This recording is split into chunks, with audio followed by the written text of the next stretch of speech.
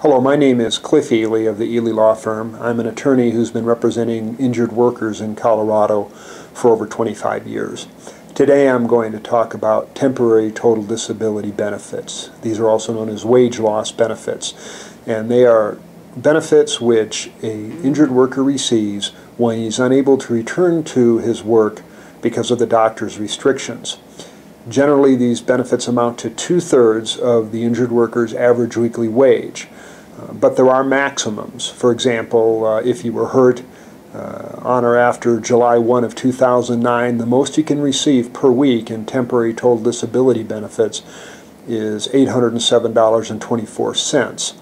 So if you were making more than $1,210, you're going to hit that maximum and you won't receive a full 2/3 of your average weekly wage.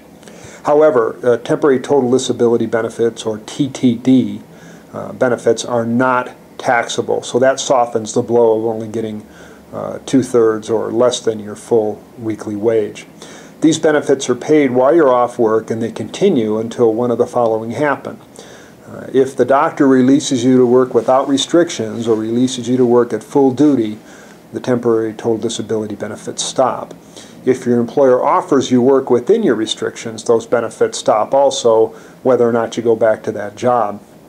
Or if you reach maximum medical improvement, those benefits also stop. Maximum medical improvement is where a doctor says that there's nothing more that he can do to improve your condition. And when you reach that point, temporary benefits stop, and you're then entitled to permanent partial or permanent total disability benefits, which I'll discuss in other videos. Another way for your benefits to stop is if they do bring you back to work on light duty or within your restrictions, and then you're terminated for cause. Termination for cause is when the employee is at fault for the termination. For example, the employee shows up late for work, or the employee doesn't show for work and doesn't call in sick, something like that. If an employee is brought back to work at light duty and is then terminated for cause, he's not entitled to temporary benefits.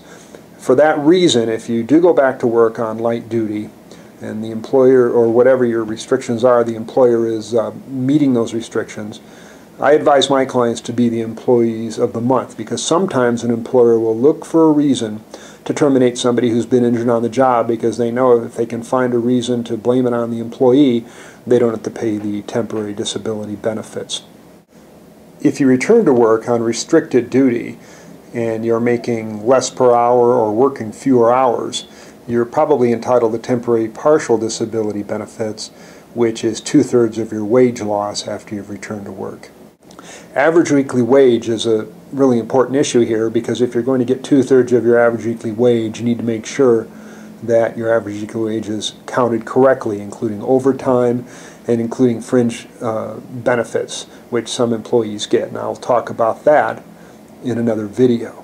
But if you have any questions about this or any other issue in workers' compensation, please give me a call. I'm at 303-785-2828, or you can email me at cliff@elylawfirm.com.